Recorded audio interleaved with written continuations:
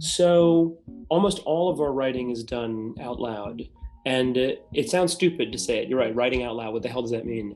But it's always how it sounds out of human vocal cords and not me with headphones on, listening to music at a Starbucks and imagining the voices in my head of the characters and writing that down.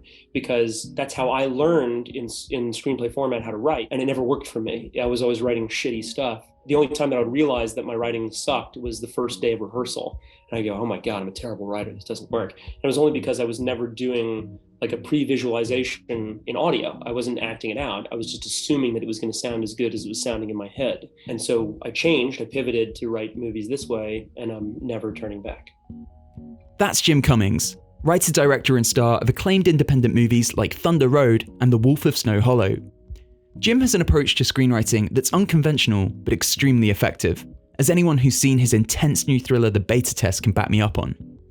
The New Orleans-born filmmaker, as you heard there, likes to write out loud. That means to take a story idea, think of a scene that serves as an entry point into that premise, then begin spitballing moments, monologues, and conversations between characters, all out loud. No laptop, no pen and paper, just Jim alone in his apartment, his office, or sometimes his car.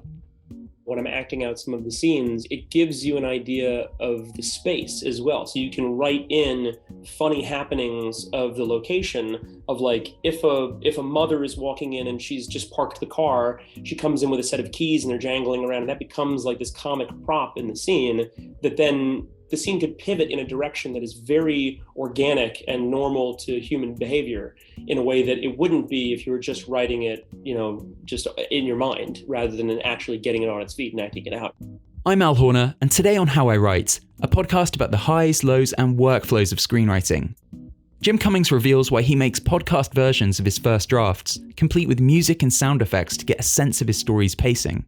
We also get into the importance of writing stories you can make without waiting for anyone else's permission, why gardening and alcohol are key to his creative process, not both at once obviously, and why his only rule is there are no rules when it comes to constructing screenplays. The best advice that I can give is not necessarily using the constructions that are there in screenwriting books or in your film school, but instead use the things that whatever works for you. Like doing it out loud really works for me. But don't feel like you have to obey my system. It's like whatever's actually going to deliver great results for you is how you should make your movie, and never feel like you have to do it anyway. That's all to come today on How I Write, presented by Arc Studio Pro, the screenwriting software that lets writers stay focused on the stories they're trying to tell on the page. Get your free trial today to check out its intuitive design, seamless real-time collaboration features, excellent outlining functions, and easy-to-use import and export capabilities. More on those guys later, but now, with no further ado, I'm Jim Cummings, and this is How I Write. There's a good quote that I always use, and I really gotta change it because it's not true. They say, if you have to ask if you're having a heart attack, you're not having a heart attack. If you have to ask yourself, is this the right next movie for me? It's probably not. Like when I'm doing Thunder Road, it's undeniable to me. I am bawling my eyes out telling the story of it and also laughing hysterically. And I seem like a lunatic saying that out loud, but I knew that I had to make Thunder Road the feature or I was going to die trying. Now, when I'm writing stuff, like it hits you. You know this is the next thing you have to do. You know you're going to spend the next month of your life writing this thing because you can't not. It's too good. In 2016, Jim wrote, directed, and starred in Thunder Road, his breakthrough short in which a police officer suffers an emotional meltdown at a funeral. In a way, he says, he never really decided to make that short, nor did he really decide to make the feature-length version that went on to win the Grand Jury Prize at South by Southwest, becoming a global cult smash hit. Likewise, he never exactly sat down and decided to make a horror comedy about a small mountain town under siege by a werewolf, 2020's The Wolf of Snow Hollow. Same deal with The Beta Test. Instead, when Jim stumbles upon the right idea, a feeling takes over that's kind of comparable to cardiac arrest, he says. In these situations, he simply needs to write that story.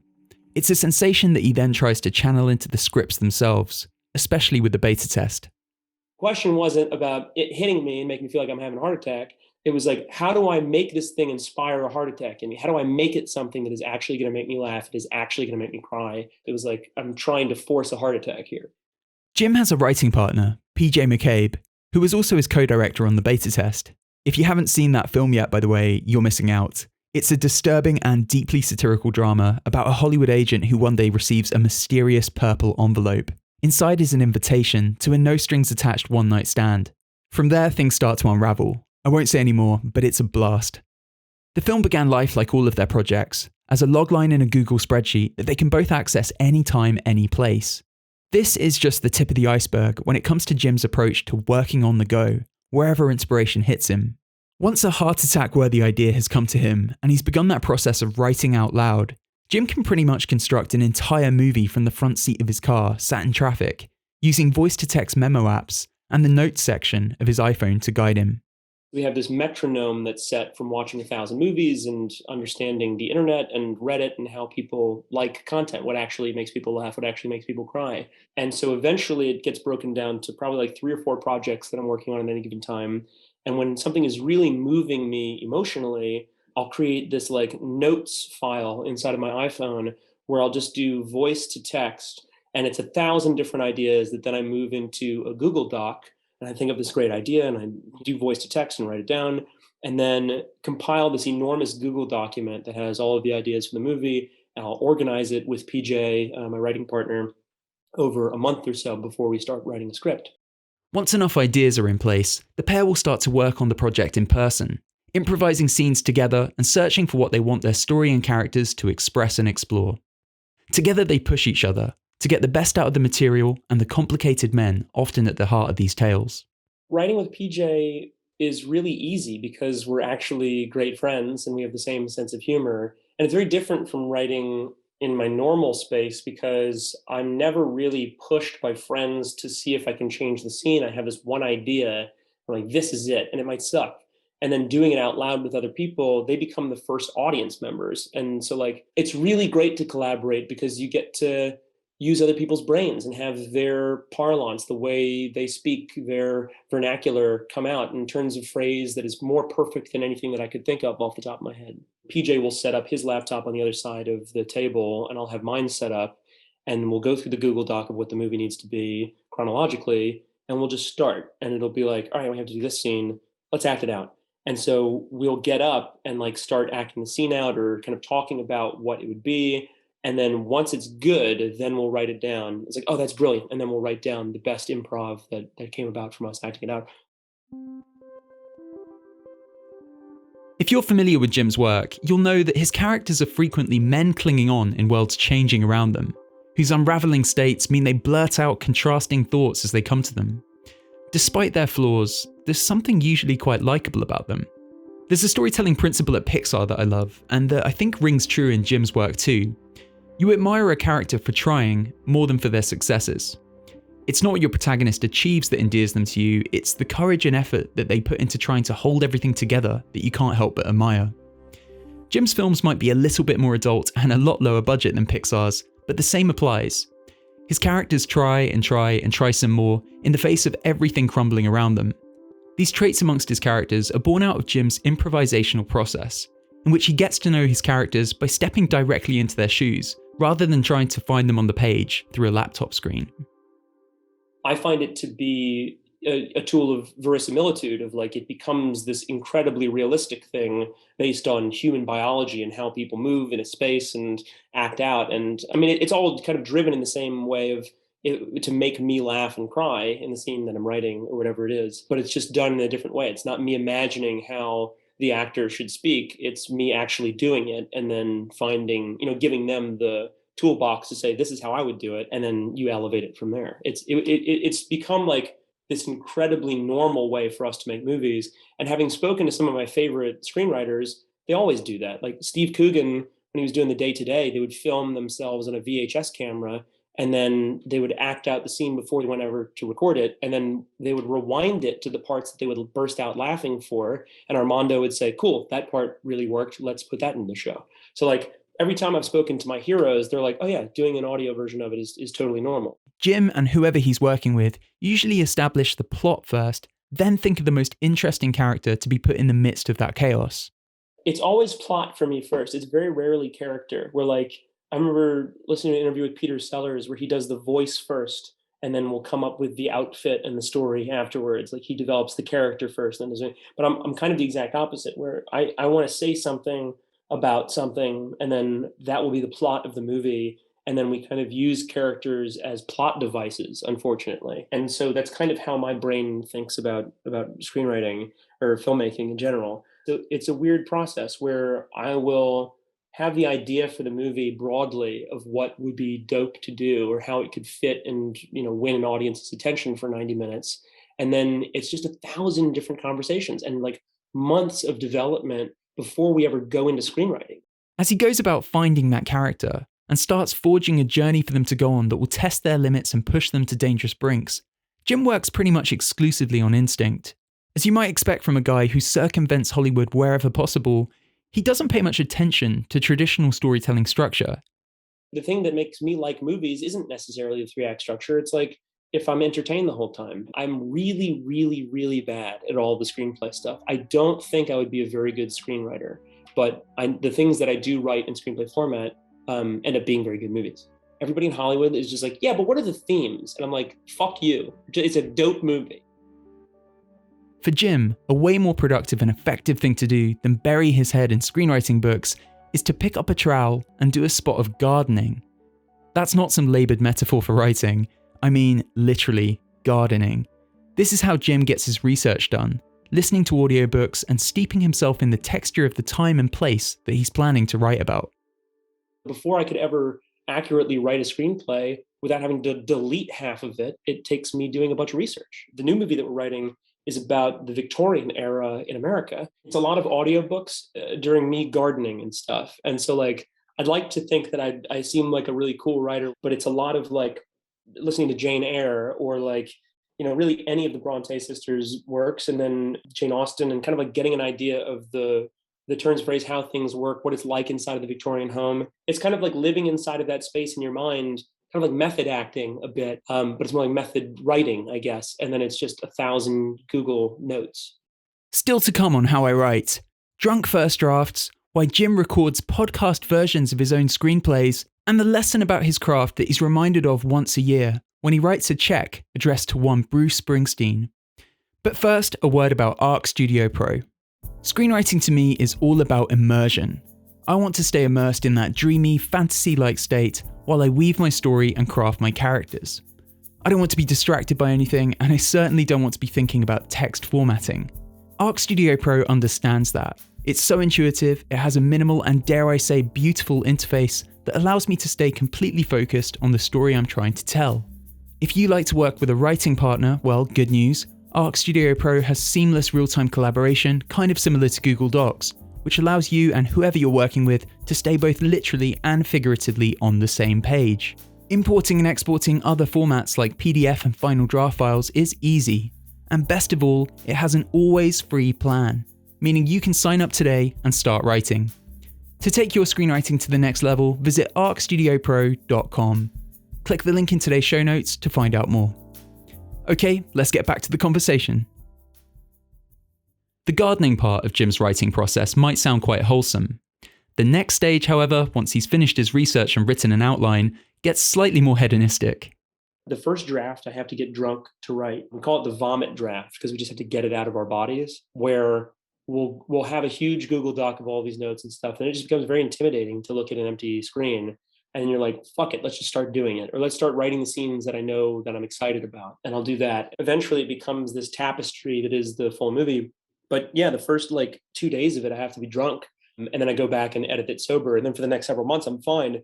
But there is this timidity in me that although we've been working on this thing and daydreaming about it for the last several months, that it's never, ever going to happen. And I'm wasting my time doing this thing. And I know that's something that most screenwriters feel, where they're like, well, what's the point of this thing? This could just be a PDF on my desktop for the next 10 years. And how sad is that? And that kind of fear and inadequacy trap that I fall into all the time, I have to just continually remind myself that I'm doing the doable. I'm writing something that I could execute with my friends. It's not too big.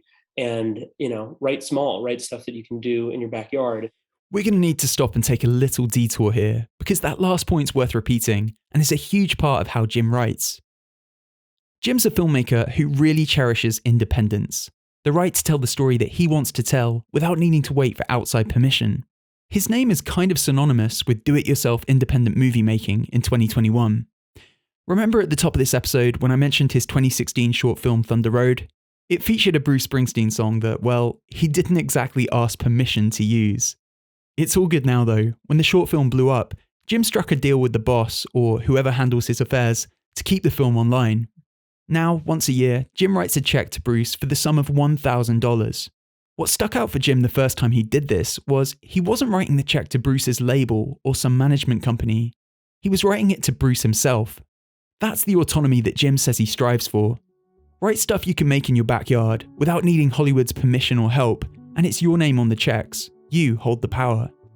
So when we were doing the Thunder Road short film, I was an idiot, and it was a single take, and we used the Bruce Springsteen song Thunder Road in the short film, and nobody was supposed to see it. At best, it was supposed to live on the internet. It's never going to make any money. I was like, I'm paying for this budget, whatever. And I wanted to make something that would live forever. My parents are lawyers. They're like, you're an idiot for using the song. You should use a karaoke version or a sound alike or something like that. And I was like, no, it's a cop. He would just have like, the Born to Run, album and then like play the fucking song on it. So we should do it.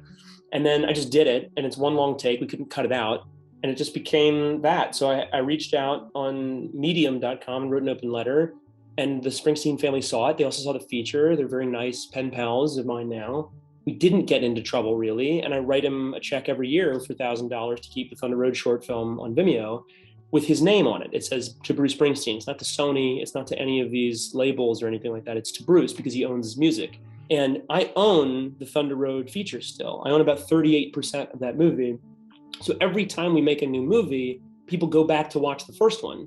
And it's so important to own your work, because if you own your own artwork, it's a retirement plan. Anytime you make something bigger, you end up making more money on the previous films. You see spikes in revenue because you own that thing.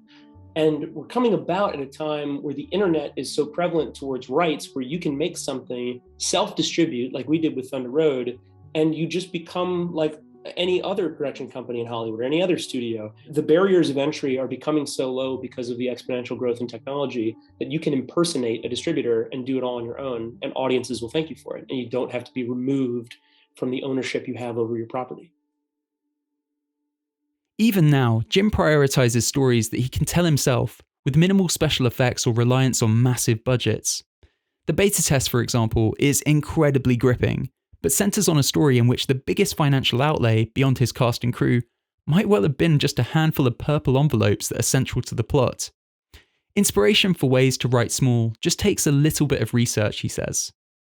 Find the most impressive movies that are made for not much money, go to Short of the Week and look up the channels for Sundance and Cannes and Berlinale and South by Southwest and see what is being programmed at those festivals. Kind of reset your metronome for what is the most culturally and socially significant content that's coming out on the planet, and say, okay, how do I make something like this? How do I make something that's this impressive in my neighborhood? But anyways, we digress. What's next in Jim's process once he's got a first draft down? For most of us, it would be rewriting. For Jim, it's making a podcast version of that first draft, complete with sound effects and music. This, he says, allows him to get a big picture view of the project and a sense of the atmosphere and emotions it's currently conjuring.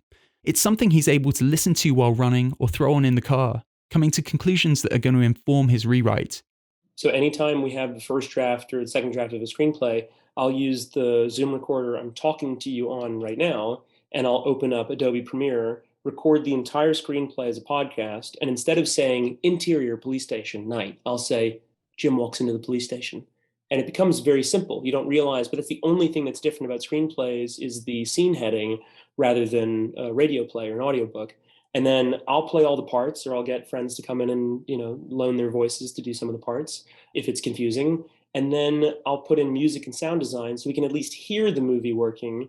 And in doing so, just by doing it out loud, you go, oh, this part's too slow. This sucks. How do I make that better? And you can hear it not working. And it's just been this really great safeguard for me, where I'll literally have my screenwriting software open and be reading off of it for the podcast. And while I'm recording as a podcast, I go, yeah, this isn't working. I got to change the scene. So there's like all these recordings of me tapping away at the keyboard going, no, how do I make this scene shorter? Because the audience is already bored. I'm bored, for Christ's sake. How do I make this more interesting? And it works. It's been really, really helpful for us.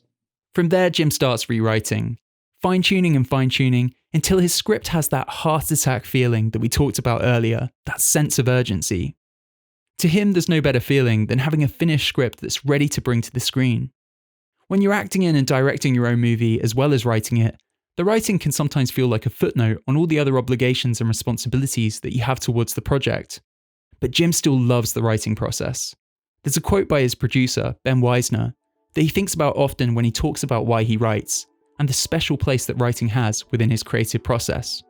Someone asked him what it was like to win South by Southwest, and he said it was almost as cool as being on set. And I kind of feel that way, of like, the Derek Cianfrance line of writing is like giving birth, filming is like living, and editing is like murder. It can sometimes be very unfulfilling to make movies, but it is nice to get it out into the world. Honestly, I'm very petty. It's just to show off. Like, I still feel like I'm the 7th grade class clown and I want to make people laugh. It's very selfish in a way. There's a great there's a short essay that he wrote called Why I Write.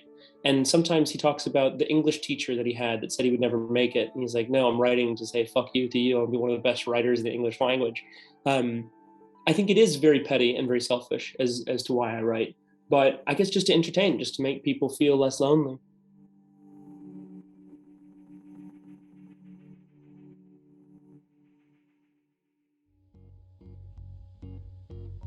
Jim Cummings there is the acclaimed writer-director behind Thunder Road, The Wolf of Snow Hollow, and The Beta Test, which is available now as a digital download. You've been listening to How I Write, hosted by me, Al Horner, with production by Camille Demek.